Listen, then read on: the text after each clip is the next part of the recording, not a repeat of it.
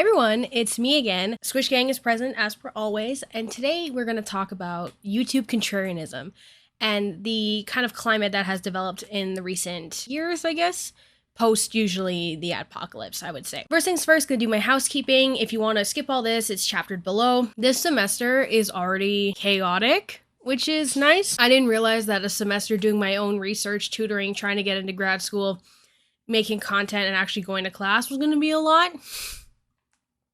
In retrospect, that might have been a lapse in judgment. Regardless, the videos are going to be a little bit sporadic probably, because I don't even know, like I have my week scheduled out, and last semester there was like a really nice gap that I could easily plot the videos in, and now I'm kind of like, I don't know. So, thank you all for watching regardless, for when I try to upload about once a week or so.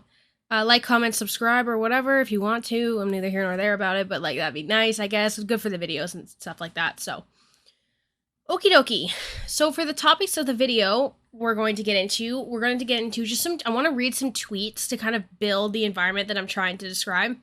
Then I'm going to define contrarianism and where that falls into rhetoric. Then I'm going to get into the victim mentality that seems to come through when people are contrarians on the internet, and where I personally stand on how the internet meltdowns of the recent days have gone. So first we're going to read some tweets. I'm doing the commentary bros, so Edwin's generation.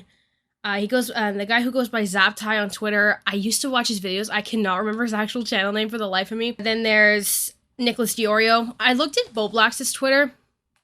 It's just retweeting Keemstar, so it's not really anything of that much interest.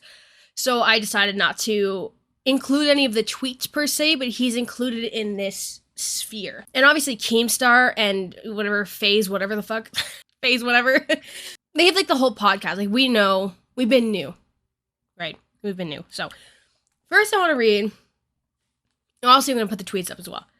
Can any of the Kleinstorians explain how we went from the content nuke to Ethan having to take down a podcast with millions of views because he may have Tony'd a dead teacher and his family was entirely ripped apart?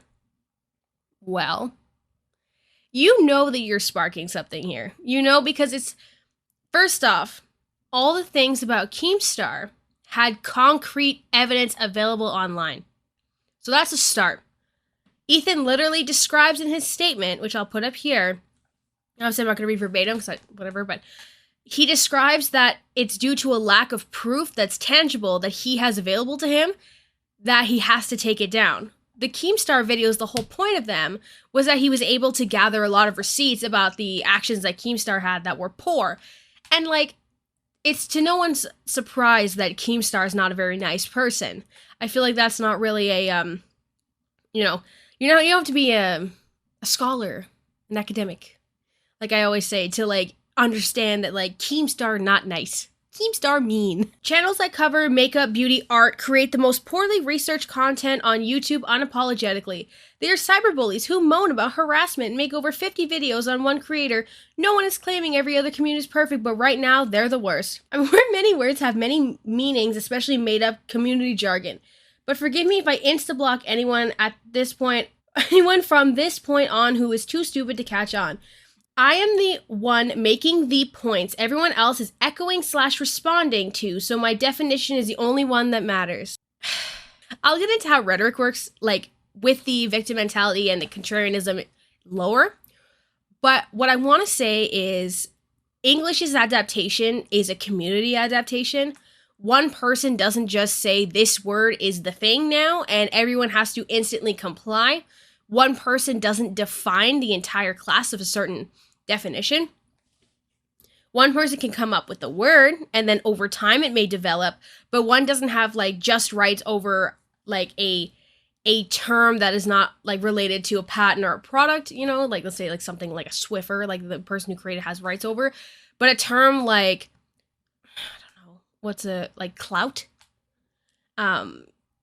was not instantly attached to a person, instantly defined throughout the internet history. It is unfortunate that Hassan Piker's championing of the poor will never amount to more than him sitting in a room yelling at tweets. Why do all these super edgy socialists blow up off of it and then start spending their time reacting to memes once they have money, lol? The whole point of people not being too mad about Hassan making money was because the problem is people making money off of disenfranchised communities and people who are poorer than them and abusing them, such as, let's say, retail workers, sweatshops, restaurant workers, stuff like that.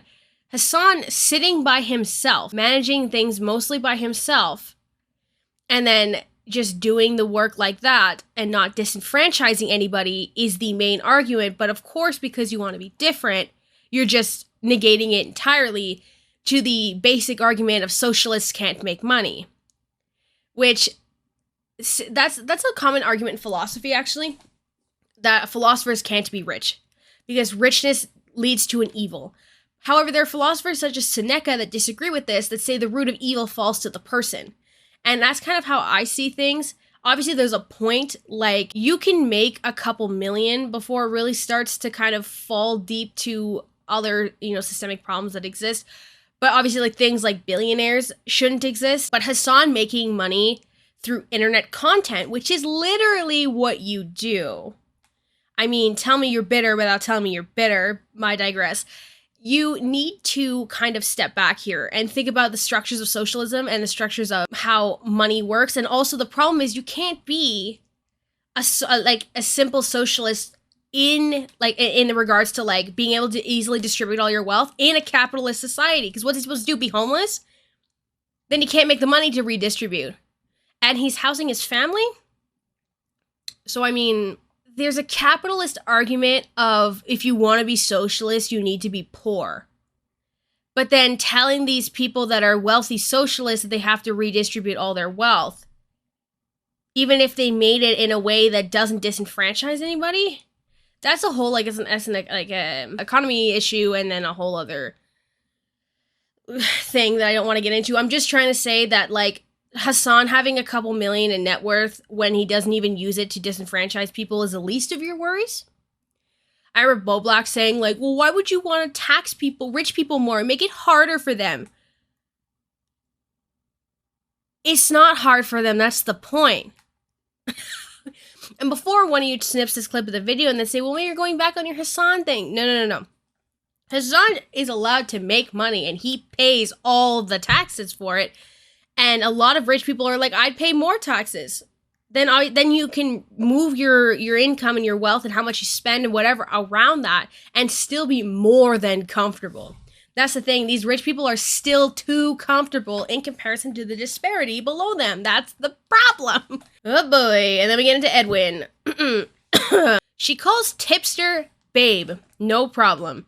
I tweet, end my shit, mammy. After she threatens me, she tells me my tweet made her take anxiety meds. Okay. I've described this, well, actually, let's get into the mammy thing first, because that word, I don't like saying that. Misogynistic practices and misogynistic terminology applies to women. And, such a non-binary, etc. That's like calling, because terms like mammy, baby girl, honey, have been used throughout history to degrade women. And that's the issue, why she doesn't like you calling her mammy, especially because that has a kind of, at least from an outside perspective, mind you, I'm not Hispanic or anything, so please don't come for me, but there's a certain, like, and this is how she could have taken it, too. That's what I'm saying, like, there's connotations that exist that maybe are not necessarily your full responsibility, so I'll give you, like, pass on that, whatever. But mammy has kind of like a sexual connotation, like a flirty, weird connotation, while things like babe can kind of, from a woman too, like, are kind of, can have a little bit more of a sarcastic tone. That's what I'm gathering from it, from my understanding of feminist philosophy and stuff like that, that it's kind of more, that kind of came off like creepy sexual vibes, and that's kind of like why it's weird. And also for you to boil down your tweet to her problem, this is a thing that the contrarians love doing, is holding so much power to only their action and forgetting the fact that their audience will swamp your responses. And I said this in one of my other videos, that I said, I'm not afraid of Keemstar. I'm afraid of the 5+ whatever million people that follow Keemstar coming for me all at once. There's a difference here. You have these volumes of people that will go to wit's end to come for somebody, which, by the way, you kind of never really tell them not to. Like, you're not really, like, you know, super into, like, don't send hate to people, but, like, whatever. And that's the problem. Your tweet created a domino effect, and that domino effect was inherently harmful. I wouldn't give yourself all the kudos, is what I'm trying to say here. And they like to boil down to, like, well, why is this happening? Oh my God, they're so, like, I'm such a victim to their, like, aggression towards me. It's like, you lead this pretty toxic audience that will absolutely flood responses. I have some about how they just say women are bad at making content. And, like, women don't have a point. Just in general. Just full on, like, sexist generalizations. That was because I mentioned Lash in a tweet, who is someone very disliked by this contrarian community. And I'm about to get dragged, and I'm just gonna mute it, to be real. And it's not because I'm trying to, like, get rid of any sort of discourse. It's because when it's not, like, there's a discourse that is inherently invaluable. And it's them calling me, like, a dumb bitch or, like, a stupid woman, despite the fact that, like, I know damn well that I am a smart, capable person. I'm just not gonna entertain that because it's like, well, I don't really understand the point. Hello, Lash, you're a fucking joke. Calling me frantic and manipulative. Lol, girl, listen to your own live stream. I'm uploading mine shortly and you can see the difference. I can't believe I gave you the time of day after you refused to apologize for the shit you smeared me with. I watched that live stream. A lot of it was just hedging the argument. Hedging meaning you go, oh, well, I don't know. Oh, like when you're trying to kind of backstep. And then a lot of it was projection and victim mentality, which are inherently manipulative tactics to form your point with. Obviously, I'll put in like little clips or whatever. That kind of like anger towards me over literally nothing, like the way people get so upset over nothing, makes me want to look into it more. So the more people are like, you don't know what you're talking about, I'm like, okay. And you think you do? Well, so far, doesn't seem so, but hey. Maybe.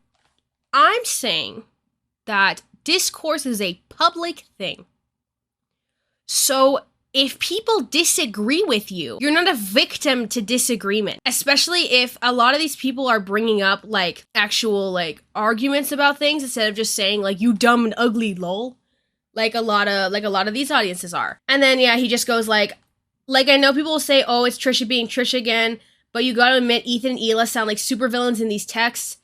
And then he has a screenshot where it goes like, sorry, you didn't just tell, like, Hila saying you didn't tell us what to do. Mom had a mental breakdown. Shame on you both. Whatever. A lot of people have seen these.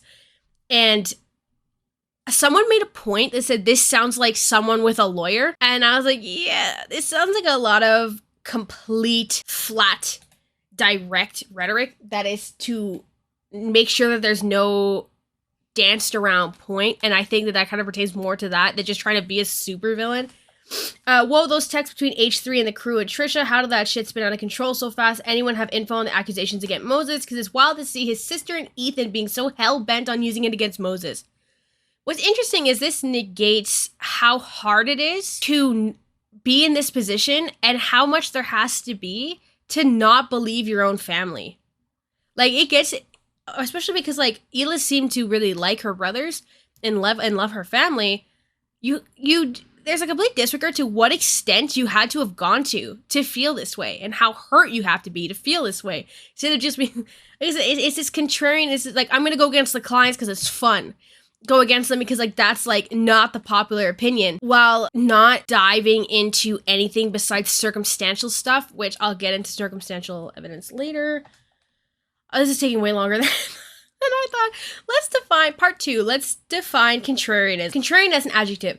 Opposing or rejecting popular opinion, going against current practice. The comment came more from a contrarian disposition than a moral conviction. That's just like its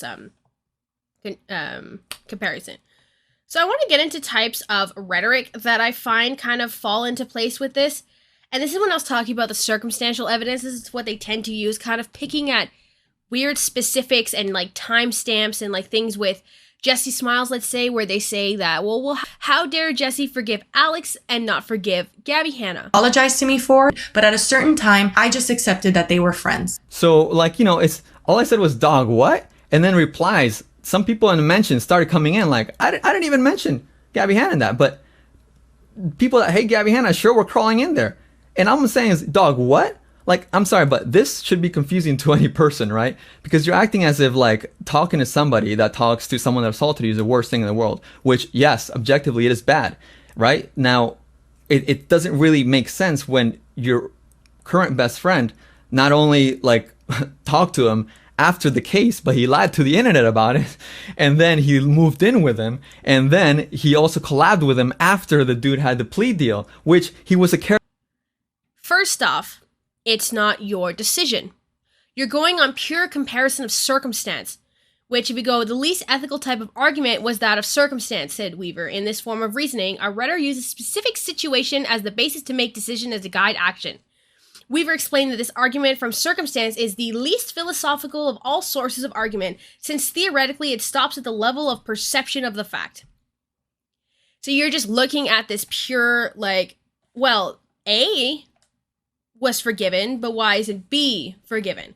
Disregarding the fact that, of course, it is not your, it's not your choice. Gabby faltered back on these apologies and wasn't nice to Jesse afterwards. Arguably by her reactions and arguably by her trying to manipulate fans. Alex didn't do that, and Alex had talks with Jesse behind the scenes, and Jesse decided, I will forgive them because they're not continuously treating me like garbage. And that's where, and it's also, it's not your choice whether it's ethical for her to forgive that person because it is through her own trauma and own issues. Because the most desirable form of argument is the argument from definition, the type of argument reasons from the nature or essence of things. The nature of this thing is that trauma affects people differently, and how someone wants to react to their trauma and when someone wants to perceive the actions of the other people involved is up to them. It assumes that there is a universal truth in which upon people can make decisions. These principles result from the dialectic and are statements of the third level of Weaver's theory of knowledge. The universal truth, I assume that these contrarians will apply to the fact that, well, why do you forgive one person for talking to Curtis and one person for not talking to Curtis? While perhaps that might be a decent rebuttal, again, you can then apply the universal truth of forgiveness is the choice of the individual, and also the fact that you need to understand that you don't really know everything that's going on, and you shouldn't question who someone who has faced these traumas forgives on their own grounds, because like I said, it's kind of objective that Gabby wasn't nice to Jesse after, while Alex was a lot more kind about the situation going forward. Mind you, I can't comment too deeply on that because it didn't happen to me.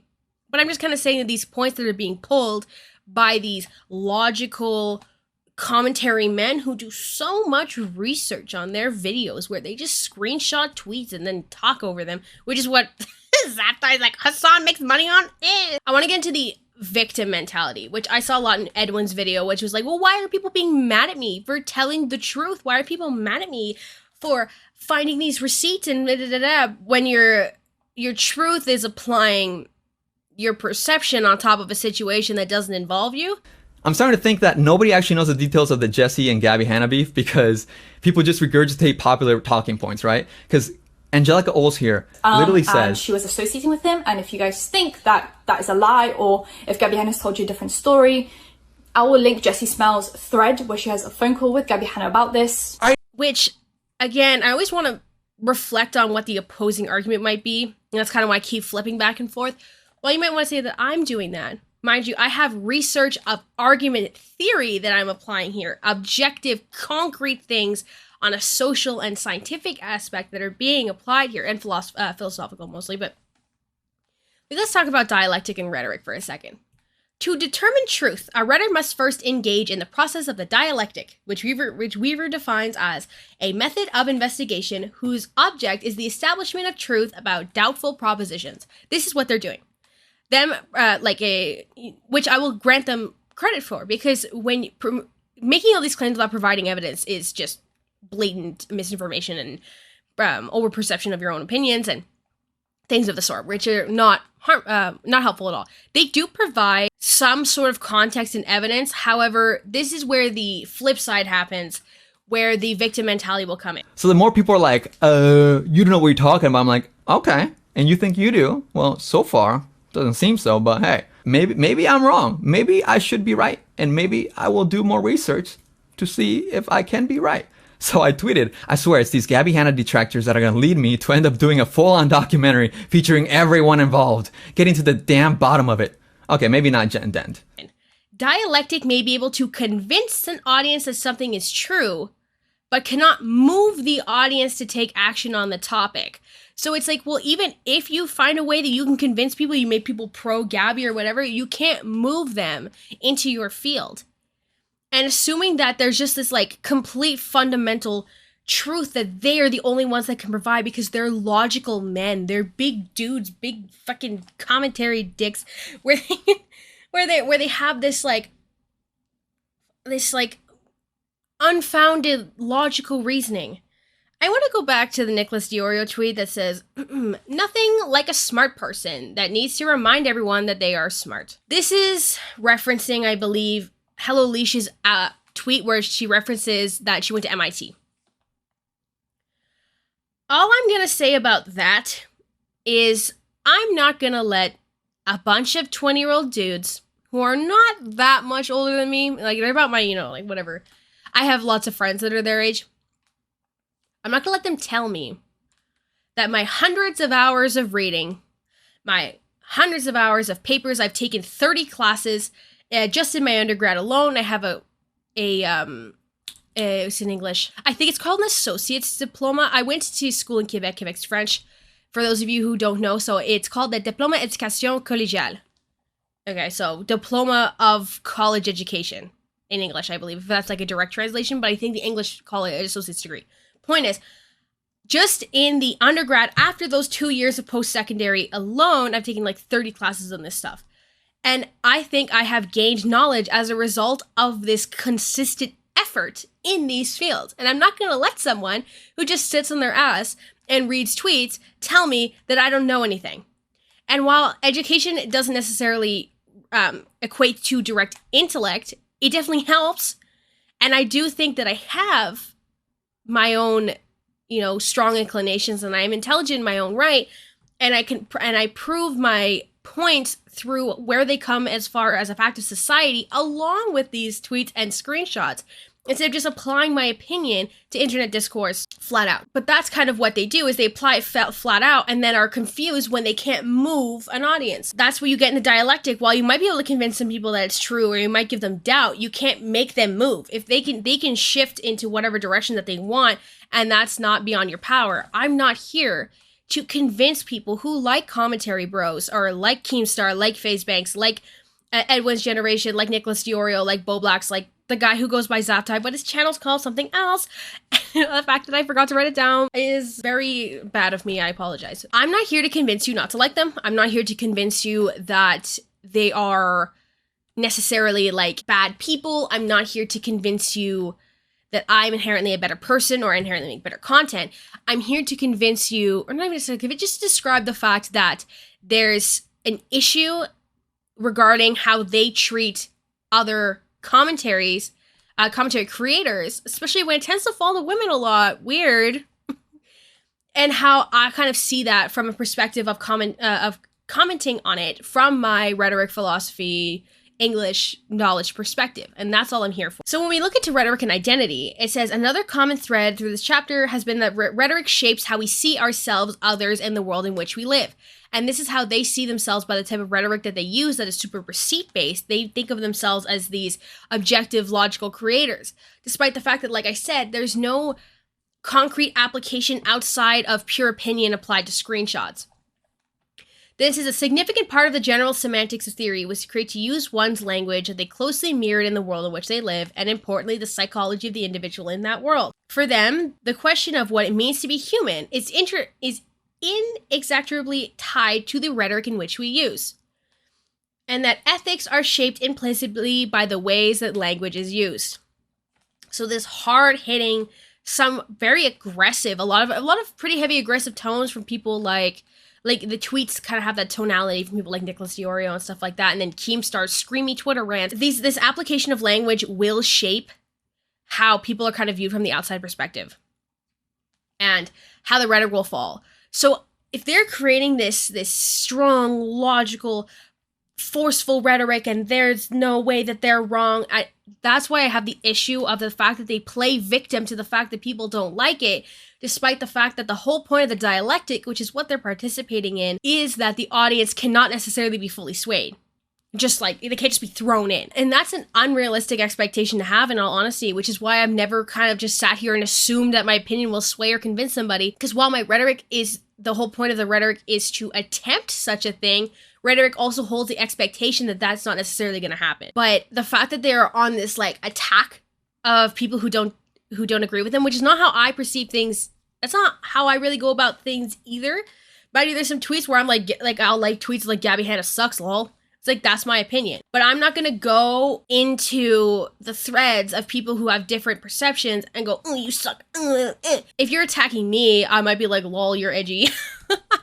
But I'm not about to like spend my time going after other creators and going after, you know, all of these people, like I said, as my career. Once in a while, I might get a little frustrated and be like, what this person said didn't make sense to me. Or what this person said sucked.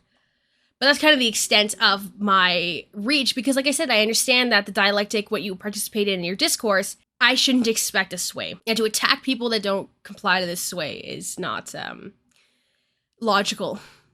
As the commentary bros like to believe that they have authority over logic. Which, I mean, I studied formal logic. Got an A+. Boop, flex, sorry. that was kind of cool. For formal logic, and I've studied ethics, I've studied philosophy of sexuality, philosophy of feminism, I have studied modern contemporary rhetoric, I have studied classical rhetoric, I am studying rhetoric involving computers and media, I have also studied just like philosophy as a concept, like concepts of humanity and what it means to be a good person and life lessons and stuff like that. So this is what I've gathered from those grounds of the education in which these men say is worthless. So, I mean, take with that what you want. That's my final thoughts, really. Like I said, my final thoughts are, you know, I don't want to boil this all down to like necessarily like to like gender or, you know, how it means to treat a woman. You can't ignore the fact that they've kind of garnered this audience that happens to be incredibly sexist, and I feel like you can't question that. Like, or no, you can't. You should question that to some extent. Like, my audience is mostly young women who like education and want to feel confident in the messages that they hear and kind of want to learn something, right? While they kind of gather an audience that likes to attack women on Twitter for the shits. And you kind of gotta wonder where that comes from. But that's like the feminism point that I'm gonna make here, because I don't want to delve into that, and I just don't want I don't want a Reddit thread or anything. Which, I mean, if it comes, like I said, I can't control the audience, I can't sway them. So whatever happens, happens. But, you know, I went after Jimmy Snow and the whole ACA community, bro. Like, I know the vibes of people not liking your opinion. So I'm just not chronically online, which I think comes from not having it available to me growing up. So the fact that I'm not chronically online I just don't really get myself into those arguments, just because I just don't feel like I want to or I have the time. Because, you know, while the Gabby stans like to tell me that I have to make something of my life and do something besides just being obsessed with Gabby Hanna and make videos, that's not my whole life. This is a very small portion of my life that honestly I'm doing as a portfolio for graduate school, kind of a sense that I can apply the rhetoric concepts to sometimes fun topics, sometimes more serious topics on social media that I can make a more modern application. And two, because I really like video editors. I like video editing. I like splicing. I like moving things around. And that's something I've always liked doing. So I just thought this would be a fun avenue for that. So that's kind of what I'm doing. So I don't know about y'all, but this is not my career, right? I will continue to make the videos for fun, though, because I love having hobbies. I love doing other stuff, so I hope you guys have a great day. This one's pretty long. Well, it's not that long, I guess, in the grand scheme of things, but I feel like I've just been talking a lot. I had a lot to say about this one, more so than I thought, which is surprising. That's usually the opposite, but I hope you guys have a great day, wherever you are. Have a good one. Bye. Welcome to my presentation. Do you want me to film you or the present?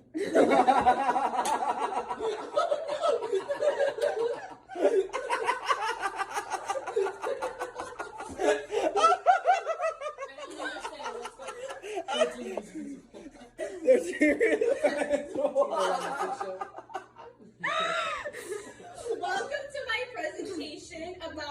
Thanks for my 13th reason why.